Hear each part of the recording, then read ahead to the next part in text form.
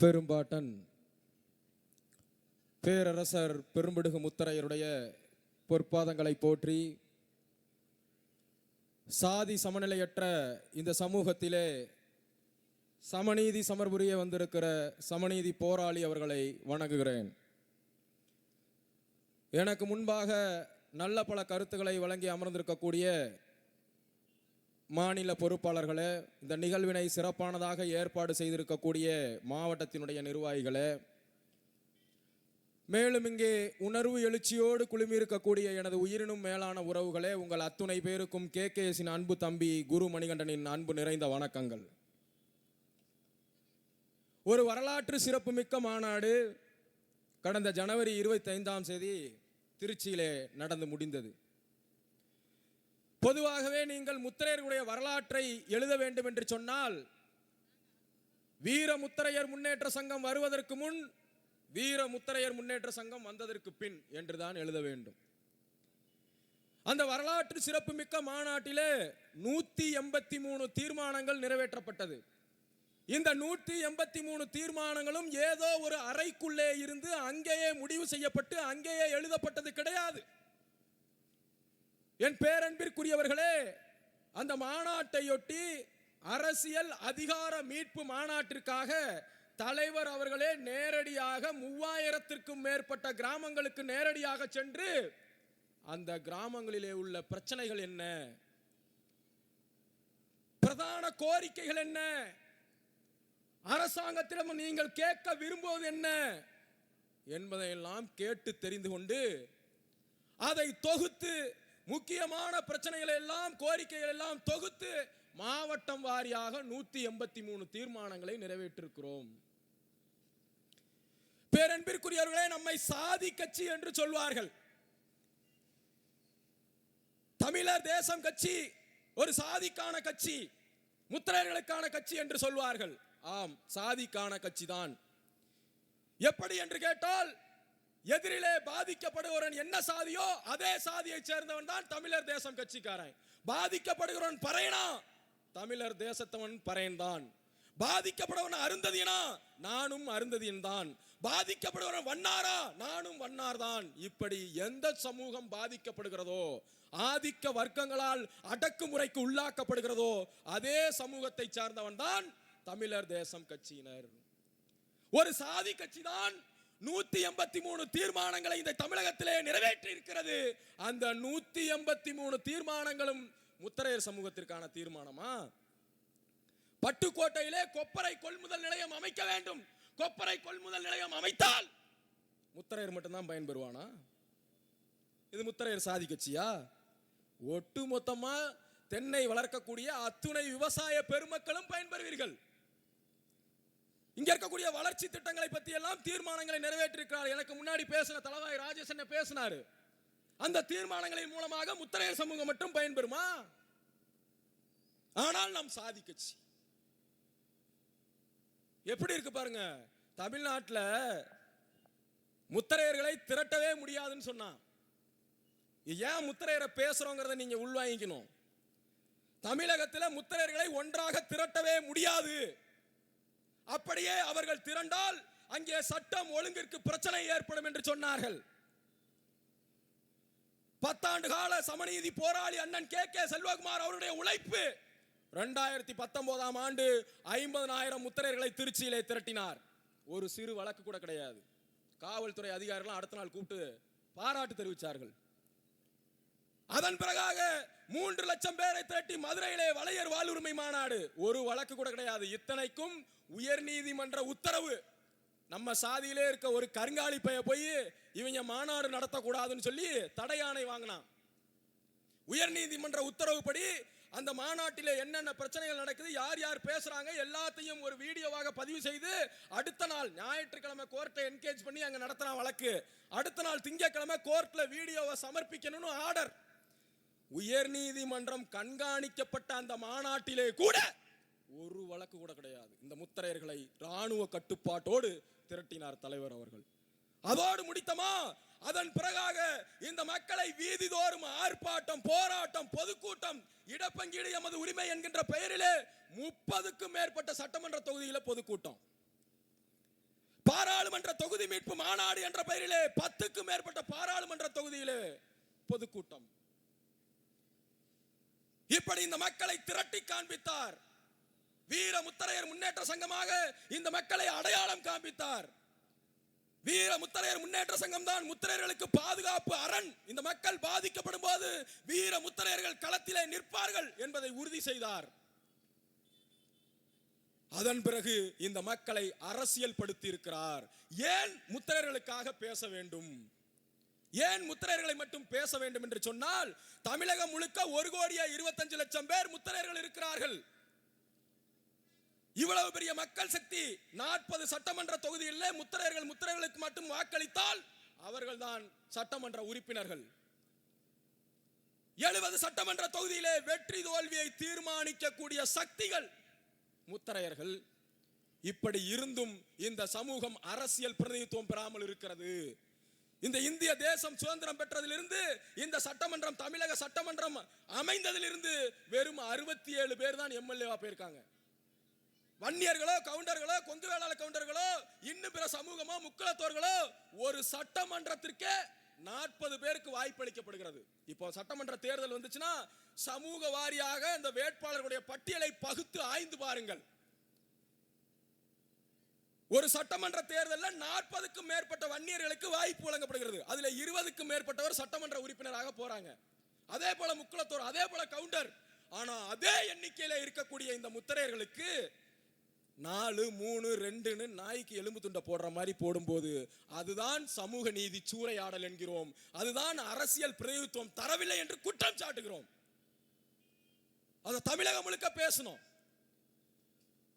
வீட்டில் 4 குழந்தைங்க வளருது, 4ம் சுய நினைவோட இருக்கு. ஒரே ஒரு குழந்தைக்கு மட்டும் முடியாம ஊனமா இருக்கு, சாப்பிட முடியாது.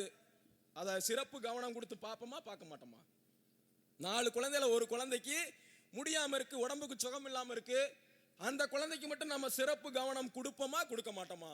அதே போல உடம்புக்கு சுகம் இல்லாத குழந்தை தான் இந்த முத்தரையர் இருக்கிற குழந்தை. அதற்காக சிறப்பு கவனம் கொடுக்க வேண்டிய தேவை இன்னைக்கு தமிழகத்தில் இருக்கு. அதனால தமிழர் தேசம் பேசுது, அதனால நாங்க பேசுறோம். மற்றபடி இந்த சமூகத்திலே யாரெல்லாம் பேசப்படாதவர்களாக இருக்கிறார்களோ, யாரெல்லாம் குரலற்ற சமூகமாக இருக்கிறார்களோ அத்தனை பேருக்கும் சேர்த்து களத்திலே நாங்கள் இருக்கிறோம். திருச்சி மாவட்டத்திலே மருத்துவர்கள், முடி திருத்தக்கூடிய மருத்துவர் சமூகம் 150 குடும்பம் இருக்காங்க. 50 வருஷமா பாதை இல்லை நடக்கிறதுக்கு. காடு மலையெல்லாம் ஏறி வரணும், வாரி எல்லாம் கடந்து வரணும். தண்ணி வந்துச்சுன்னா நடக்க முடியாது. 50 ஆண்டு காலம் அவங்க பட்ட கஷ்டத்துக்கு ஒரே ஒரு ஆர்ப்பாட்டம், சாலை மறியலை அறிவித்தார் சமநீதி போராளி அவர்கள். அடுத்த நாள் சாலை வந்துச்சு.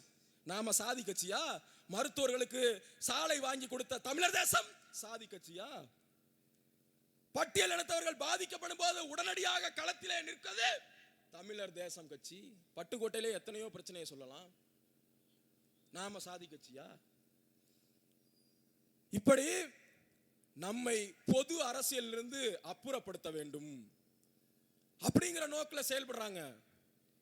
பொதுவா பாத்தீங்கன்னா, ஏன் நாம திமுகவோட கூட்டணி, ஏன் திடீரென்று ஒரு மாற்றம் அப்படின்னு ஒரு பேச்சு எழுது. இவ்வளவு உழைப்பு உழைத்திருக்கிறோம். 5 ஆண்டு காலம் அதிமுகவுக்காக உழைத்திருக்கிறோம். 2024 தேர்தலில் பம்பரமாக பாரதிய ஜனதா கட்சிக்காக உழைத்திருக்கிறோம். தமிழ்நாடு முழுவதும் பாரதிய ஜனதா கட்சி கூட்டணி பலத்தோடு 18% வாக்கு, தனியாக 11% வாக்கு, நோட்டாவோடு போட்டி போட்டுக் கொண்டிருந்த பாஜக 18% வாக்கு வாங்குவதற்கு முக்கிய காரணம் தமிழர் தேசம். இதை யாராலும் மறுக்க முடியாது. புள்ளி விவரத்தை எடுத்து பார்த்துக்கிட்டோம். இதே பாஜகவினுடைய தலைவர்களே, தலைவர் அவரை அழைத்து உங்கள் மக்கள், உங்களுடைய பொறுப்பாளர்கள் ஆத்மார்த்தமாக வேலை செய்தார்கள் அப்படின்னு பாராட்டியிருக்காங்க. அதன் மூலமாக தான் எங்கள் முதுகிலே ஏறிதான் சவாரி செய்துதான் 18% வாக்குகளை நீங்கள் பெற்றீர்கள். ஆனா கொடுத்த வாக்குறுதியை காப்பாற்றலையே. ஒரு சமூகத்தினுடைய தலைவருக்கே, ஒரு மக்கள் பிரதிநிதிக்கே நீங்க கொடுத்த வாக்குகளை காப்பாற்ற தவறிவிட்டீர்கள். சாமானியெல்லாம் எம்மாத்திரம் உங்கள்கிட்ட. வாரியம் தருகிறோம், நீங்கள் வேலை செய்யுங்கள் சொன்னாங்க. 3 மாசத்துல தருகிறோம் என்பது பேச்சு. 6 மாசம் ஆச்சு, 9 மாசம் ஆச்சு, எந்த சீயும் கண்டுக்கல. அப்ப என்ன பண்ணது?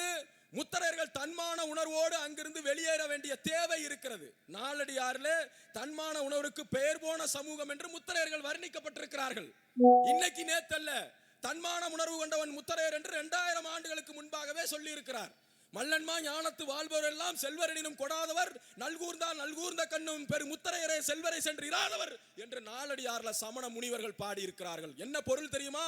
ஒரு முத்தரையன் ஒருவேளை சோத்துக்கு இல்லாமல் இறந்து போன ஒளிய அடுத்தவனிடத்திலே மண்டியிட்டு வாழ மாட்டான், இரவல் கேட்டு வாழ மாட்டான், பிச்சை கேட்டு வாழ மாட்டான்னு 2000 வருஷத்துக்கு முன்னாடி நாலடியார்ல சொன்னான். உன்னுடைய வாரிய பதவிக்காக உன்னிடத்திலே இரவல் கேட்டு நிற்போம் நினைச்சியா? மான உணர்வோடு பாஜக கூட்டணியிலிருந்து வெளியேறினோம். உழைத்தவரை அங்கீகரிக்கவில்லை, எங்கள் தன்மானத்தை சீண்டினார்கள், உடனடியாக வெளியேறினோம். இத பேசுனா இது பாஜகவுக்கு நம்மளுக்கு இருக்க கணக்கு. திருச்சி மாவட்டத்தில் ஒரு கூட்டம் நடத்தும் போது நம்ம தம்பிகளுடைய படத்தை அந்த இது மாதிரி பதாகையில காவல்துறை போடக்கூடாதுன்னு ஒரு சின்ன வழக்குல இருக்காங்க. அந்த தம்பி ஒரே ஒரு வழக்குல தான் இருக்காப்ல. அந்த படத்தை பதிவு பண்ணக்கூடாது அப்படின்னு சொல்லி காவல்துறை பிரச்சனை. நான் கேட்டேன், ஏங்க இந்த தம்பியோட படத்தை போடக்கூடாதுன்னு சொல்றீங்க, பாஜகவில் கருப்பு முருகானந்தமே ஒரு கொலை குற்றவாளி தான், கொலகார பாவி தான் அந்த பைய, அவன் படத்தை போட வேணான்னு சொல்லுவீங்களா ஐயான்னு நான் கேட்டேன். இதுல ஏதாவது தவறு இருக்கா? இதெல்லாம் தவறு இருக்காங்க. நான் கேட்டதுக்கு ஆதாரம் இல்லாம இல்ல, போய் கம்ப்ளைண்ட் கொடுக்குறான் பாஜக காரன். எங்க கொடுக்குறான்? திருச்சி மாவட்டத்தில். பாரதிய ஜனதாவுடைய பொதுச் செயலாளராக இருக்கக்கூடிய கருப்பு முருகானந்தம் ஒரு கொலை குற்றவாளி. இதை 1000 தடவை சொல்வேன். இந்த அவங்களுக்கு கொடுத்த அழைப்பானை தான் சம்மன். கோர்ட்ல இருந்து கருப்பு முருகானந்தத்திற்கு கொடுக்கப்பட்ட சம்மன் இதுதான். நீ கொலை குற்றவாளியா இல்ல தேச தியாகியா சொல்லு. நீ தொற்றுக்க கூடாது, எங்களை தொட்டுட்ட சின்னா பின்னமாக போற, சின்னா பின்ன ஆக போற. என்ன கருப்பு முருகானந்தம் தான் பாஜக முகமா?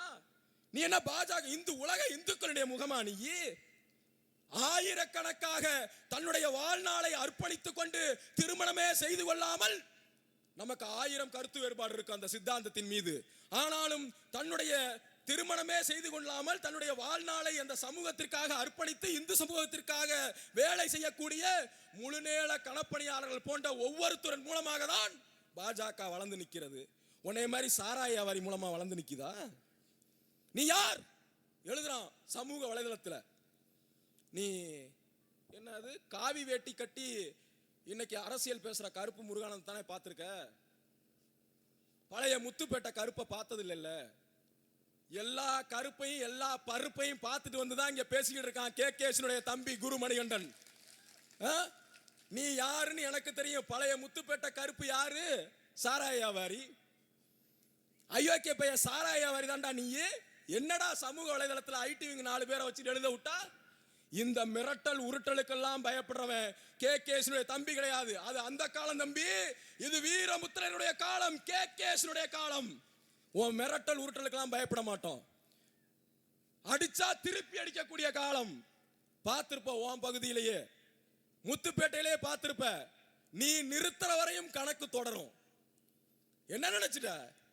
பாஜகனா பாஜகவை பேசுனா நீங்க பாஜக சமூக ஊடக பிரிவு பேசுங்க.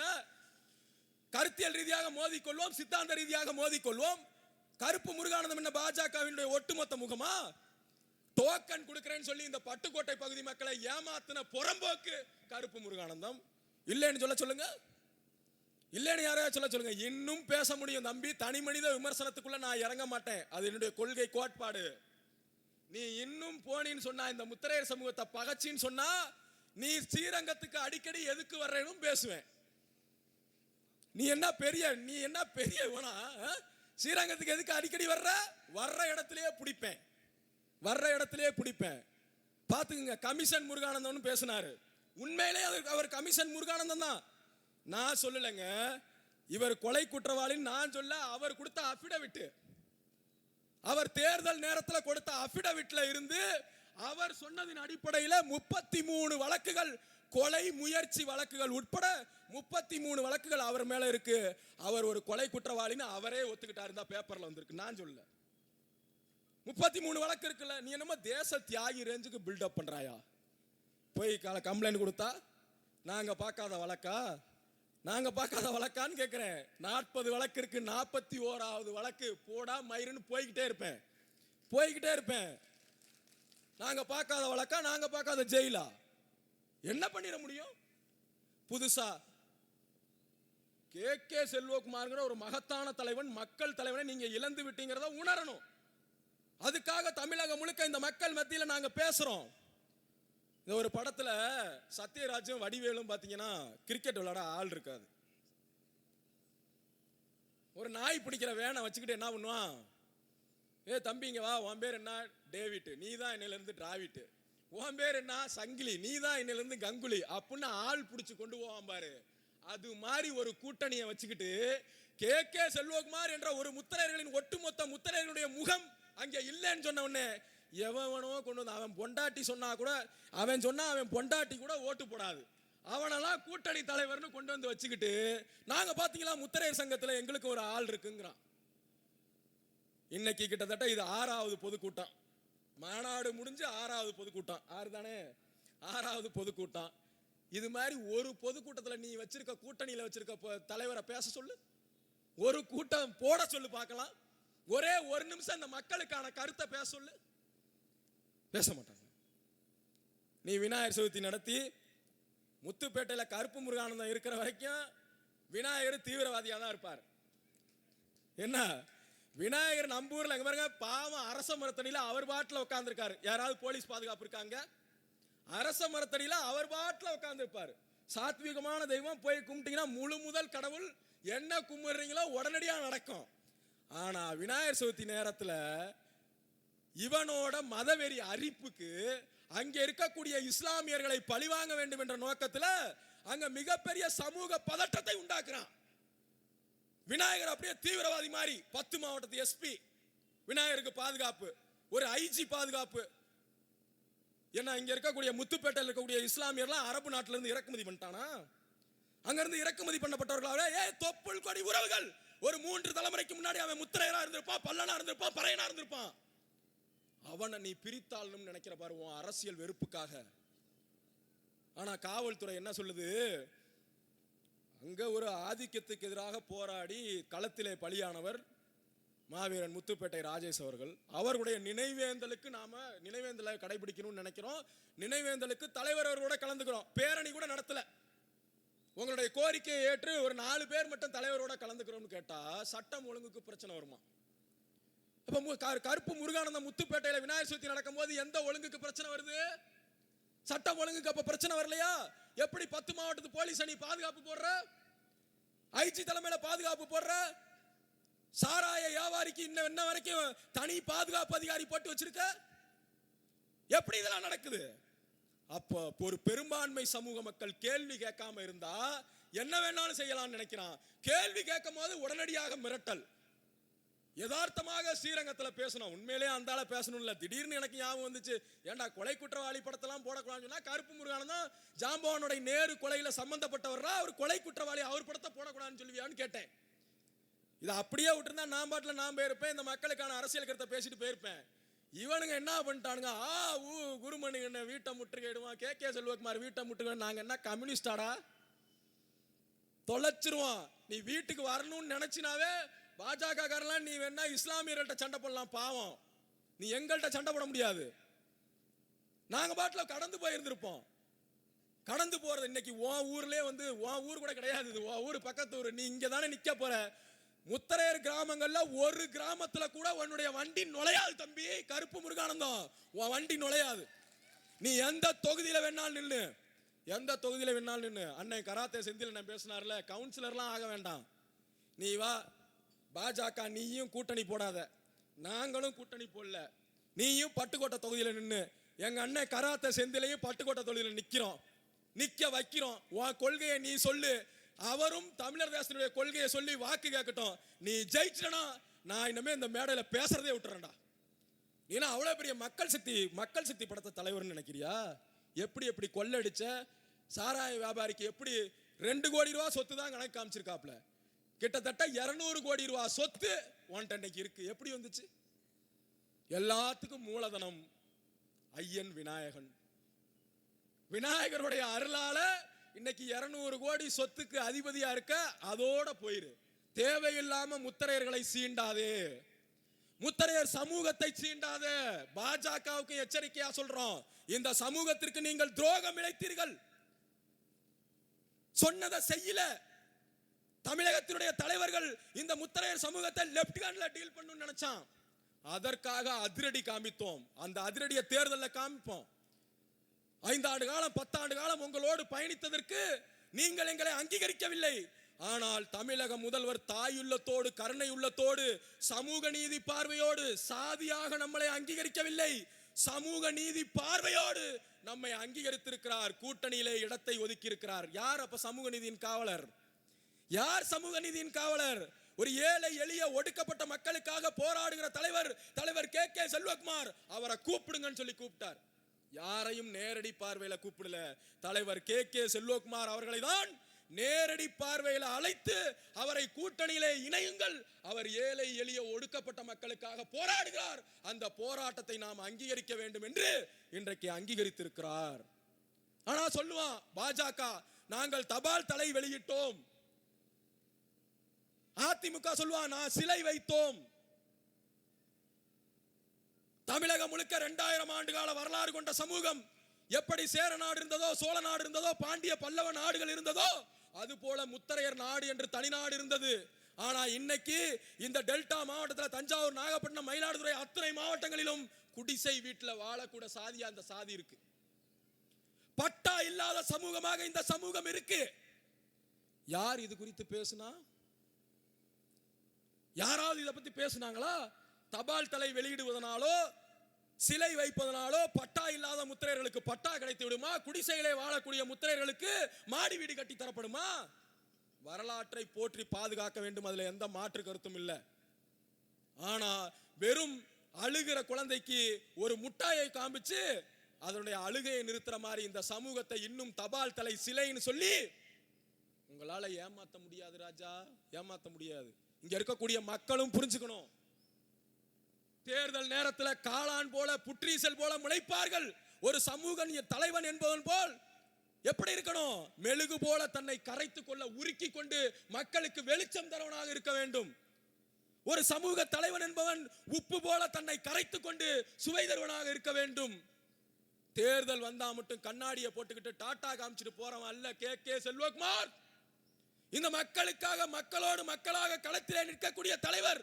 முத்தரையர் சங்கங்களுடைய வரலாற்றிலே எந்த தலைவராவது 5000 கிராமங்களை நேரடியாக சந்தித்திருக்கிறார் என்று சொன்னால் நான் இப்பவே பேசுறதை விட்டுறேன். 1906 சங்கம் ஆரம்பிச்சாங்க. இன்று வரை எத்தனையோ தலைவர்களை இந்த சமூகம் கண்டுவிட்டது. நேரடியாக 5000 கிராமங்களை சந்தித்த தலைவர்களை காட்டிவிட்டால் நான் இனிமே பேசல. அப்படி ஒரு மக்கள் தலைவனை நீங்க அங்கீகரிக்க வேண்டும். எந்த தொகுதியில வேணாலும் சீட்டு தரட்டும். அது பட்டுக்கோட்டையா இருக்கலாம், பேராவூரணியா இருக்கலாம், எந்த தொகுதியில வேணாலும் இருக்கட்டும். தமிழகம் முழுக்க கே செல்வகுமார் தான் திராவிட முன்னேற்ற கழக கூட்டணியிலே நிற்கிறார் என்ற எண்ணத்தோடு, அர்ப்பணிப்புணர்வோடு நீங்க எல்லாம் வேலை பார்க்கணும். ஒவ்வொரு தொகுதியிலும் தலைவர் சமநீதி போராளி நிற்கிறார், அவருக்காக நாம் வேலை பார்க்க வேண்டும் என்று வேலை பார்த்தால்தான் உரிய அங்கீகாரம் கூட்டணியிலே கிடைக்கும். சிலையை வைத்தது மட்டும்தான் அதிமுக. பேரரசர் பெரும்பிடுகு முத்திரையரை சிலையை வைத்தது அதிமுக, வச்சுட்டு அப்படியே விட்டுட்டான். அரசு விழாவாக அறிவித்தது இந்த திராவிட முன்னேற்ற கழகத்தினுடைய தலைவராக இருந்த முத்தமிழறிஞர் கலைஞர் அவர்கள். எடப்பாடி பழனிசாமி எப்போதெல்லாம் தேர்தல் வருகிறதோ அப்போதெல்லாம் முத்திரையருடைய நினைப்பு வரும். 2019 நாடாளுமன்ற தேர்தல் வந்துச்சா, முத்திரையர் மணிமண்டபத்துக்கு அறிவிப்பு வெளியிடுவார். நாங்க கேட்டோம், திருச்சியில ஏற்கனவே ஒரு முத்திரையர் சிலை இருக்கு, தஞ்சாவூர்லயோ புதுக்கோட்டையிலயோ அந்த மணிமண்டபத்தை கட்டுங்கன்னு சொன்னா 2019 அறிவிப்பு கொடுத்துட்டு அப்படியே விட்டுட்டார். 2021 சட்டமன்ற தேர்தல் வருது. தேர்தல் வந்தோடனே உடனே முத்திரையர் ஞாபகம் வந்துருச்சு. அடுத்து அதுக்கு அடிக்கல் நாட்டுறார். ஒரு 3 மாசத்துல இன்னைக்கு அரசு அலுவலகங்களை கட்டி முடிக்கிறாங்க. மணிமண்டபம் வெறும் 1 கோடி செலவு தான். அது 3 பேத்துக்கு சேர்ந்து அங்க கட்டுறீங்க. நினைச்சிருந்தா 3 மாசத்துல 2 மாசத்துல முடிச்சிருக்கலாம். 2-3 வருஷமா ஆட்சியில இருந்துவிட்டு கட்டி முடிக்கல எடப்பாடி பழனிசாமி. ஒரு வாரியம் போட்டு தரேன்னு 3 லட்சம் மக்களுக்கு முன்னாடி சொல்லிட்டு போனாரு. அந்த வாரியமும் ஒழுங்காக செயல்படாத வாரியம். தலைவரை நியமிக்கல, செயலாளர் நியமிக்கல, அரசு சாரா உறுப்பினர்கள், அரசு சார்ந்த எதையும் நியமிக்கல. அப்ப இந்த துரோகங்களை எல்லாம் நாம எப்படி தேர்தல் மூலமாக தான் பழி தீர்க்கணும். பட்டுக்கோட்டையில பெரும்பான்மை சமூக முத்தரையர்கள் 80,000 வாக்குகளுக்கு மேல் பட்டுக்கோட்டையிலே முத்தரையர்கள் இருக்கிறார்கள். அதை நிரூபித்திருக்கிறோம். ஆனால் ஒரே ஒரு முறை கூட இந்த முத்தரையர் சமூகத்திற்கு 2 கட்சிகளுமே வாய்ப்பளித்ததில்லை. எந்த கட்சியும் வாய்ப்பளித்ததில்லை. இப்ப கூட நாம் தமிழர் வாய்ப்பளிச்சுதான் உடனே பேசுறாங்க. நல்லா தெரிஞ்சுக்கங்க, நீங்க அதிமுக இருக்கலாம், திமுக இருக்கலாம், பாஜக இருக்கலாம், நாம் தமிழர் இருக்கலாம், எந்த கட்சியில வேணாலும் இருக்கலாம். உங்களுக்கு ஒரு பிரச்சனை ஏற்படும் போது களத்திலே கே செல்வகுமாருடைய தம்பிகள் தான் களமாடுவார்கள். இஸ்லாமியர்கள் யாருக்கு வாக்கு செலுத்த வேண்டும் என்பதனை மசூதியிலே முடிவு செய்கிறார்கள். கிறிஸ்துவர்கள் யாருக்கு வாக்கு செலுத்த வேண்டும் என்பதனை தேவாலயத்திலே முடிவு செய்கிறார்கள். முத்தரையர்கள் யாருக்கு வாக்கு செலுத்த வேண்டும் என்பதனை தமிழர் தேசத்தை வைத்து வீர முத்திரைகளை வைத்து தான் முடிவு செய்யணும். அப்படி முடிவு செய்த இயக்கங்கள் தான் இன்னைக்கு தவிர்க்க முடியாத அரசியல் சக்தியாக, விடுதலை சிறுத்தைகளாக, பாட்டாளி மக்கள் கட்சியாக இருக்கிறது என் அன்பிற்குரியவர்களே. அதனால இந்த 2026 நடக்கக்கூடிய தேர்தல் முத்திரையர்களுக்கு முக்கியமான தேர்தல். பிரிவினைவாத பிளவுவாத சக்திகளை அடித்து ஓட விட வேண்டிய தேர்தல். சமூக நீதி சக்திகளை, ஜனநாயக சக்திகளை ஆதரித்து வெற்றி பெற வைக்க வேண்டிய தேர்தல். அதனால் கட்டி எழுப்புவோம் தமிழர்களை, தட்டி எழுப்புவோம் தமிழர்களை, கட்டி முடிப்போம் தமிழர் தேசத்தை. நன்றி, வணக்கம்.